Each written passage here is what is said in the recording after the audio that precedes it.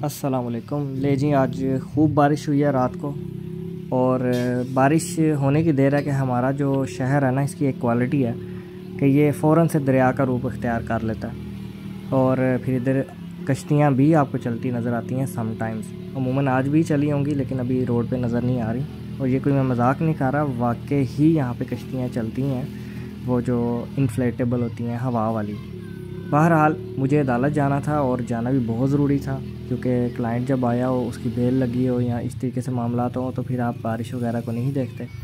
میں نے اپنے لانگ شوز پہنے، تیار ہوا اور میں نکل آیا۔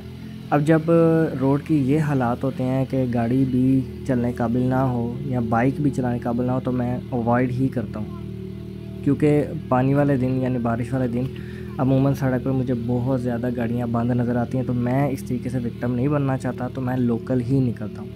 ابھی بھی میں لوکل نکل آیا ہوں، اور جیسے کہ آپ کو ویڈیو میں بھی نظر آ رہا ہے، اور آپ پانی دیکھیں جناب، پانی کتنا زیادہ ہے۔ اور مزے کی بات یہ ہے کہ ہمارے شہر میں پانی نکالنے کا سسٹم بھی کوئی نہیں، ہم پانی سے بڑی محبت کرتے ہیں، ہم چاہتے ہیں کہ پانی نکلے ہی نہ، تو بس قدرت ہم سے زبردستی پانی آسمان پہ اٹھا لیتی ہے۔ جب یہ بادل بن جاتے ہیں تو وہی بس یہ ایک طریقہ کار ہے کہ پانی یہاں سے غائب ہو، ورنہ ہم اس کو سنبھال کے رکھتے ہیں تاکہ ہماری نظروں کے سامنے ندی نالے سڑکوں پہ بہتے رہیں اور ہم ان پہ ڈبکیاں کھاتے رہیں۔ یہ ہمارے لیے گنگا کا کام کرتی ہے۔ گجرات کی سڑکوں پہ ہمارے ڈی سی صاحب کو پانی بہتا ہوا بڑا اچھا لگتا ہے۔ اینی ویز، یہ آپ پانی دیکھ رہے ہیں، یہ مین روڈ میں سے ہے گجرات کی، جہاں پہ جناب آپ کو یہ دریا نظر آ رہا ہے، ڈیوائیڈر ڈوبا ہوا ہے، اور لوگ کیسے جا رہے ہیں۔ اور آپ کو یہ نظر آ رہا ہوگا سائڈوں پہ دکانیں بھی ہیں، ان کے اندر مطلب انہوں نے شٹر بند کیے ہوئے ہیں، اور تاکہ پانی جو ہے اندر نہ جائے۔ اور آگے بھی آپ دیکھیں کتنی مشکل سے لوگ جا رہے ہیں، وہ گاڑی کیسے ڈوبی ہوئی ہے۔ ابھی مزید میں آگے جاؤں گا تو آپ کو دکھاؤں گا کہ حالات کیا ہوتے ہیں ہمارے شہر کے۔ وہ دیکھیں ایک بندہ جو ہے کیسے جا رہا ہے، یہ موٹر سائیکل والے کو دیکھیں۔ ابھی یہاں پہ ایک بڑا مزے کا منظر آنے والا ہے، شاید آپ کو اسکرین پہ نظر آ رہا ہے کہ نہیں، کہ بچے آگے سے ڈبکیاں لے کے اس دریا میں نہا رہے ہیں۔ یہ بڑا امپورٹنٹ ایک چوک آ گیا، یہ دیکھیں کتنا زیادہ پانی ہے یہاں پہ۔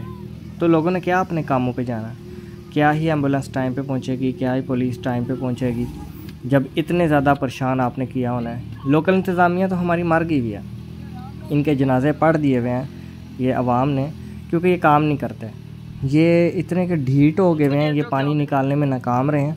اور ایک بات اور سمجھ نہیں آتی کہ ہمارے شہر کی، آپ یقین مانیں، سال میں سے نا 10 مہینے کھدائیاں ہوتی رہتی ہیں، اور اس نام پہ ہوتی ہیں کہ جناب سیوریج پڑ رہا ہے، نالے پڑ رہے ہیں، پائپ ڈال رہے ہیں۔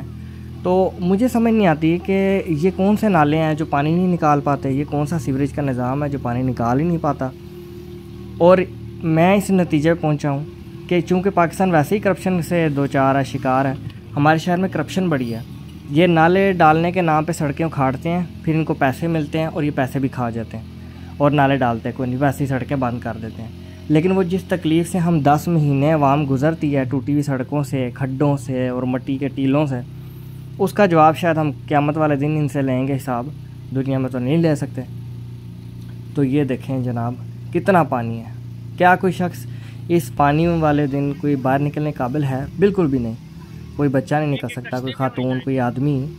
اور جناب ابھی تو بہت سارے گٹر کھلے ہوئے ہیں اس پانی کے نیچے، کوئی بندہ بھی اس کے اندر گر سکتا ہے۔ میں نے آپ کو تقریباً پورے شہر کی وزٹ کرا دیا اپنی لوکل سواری پہ جس پہ میں بیٹھا ہوں، کہ حساب لگائیں میں اپنے گھر سے لے کے کچہری تک جا رہا ہوں اور یہ سب ڈوبا ہوا ہے۔ کوئی بندہ ادھر گر جائے، کوئی پکڑنے والا نہیں، کوئی بتانے والا نہیں، کوئی پوچھنے والا نہیں، کسی کو کرنٹ لگ جائے کوئی ذمہ دار نہیں ہے۔ اور مریم نواز صاحبہ نے تو وہ بھی شروع کیا تھا کہ سیلابی ریلیف کے لیے جگہ جگہ لگائے تھے، جو کیا کہتے ہیں کھوکھے سے لگائے تھے انہوں نے چوکوں میں، وہ خالی پڑے ہوئے ہیں، شاید ویڈیو میں ابھی آپ کو کہیں نظر بھی آ جائے۔ چلیں جی، میں اپنے لانگ شوز پہن کے رستے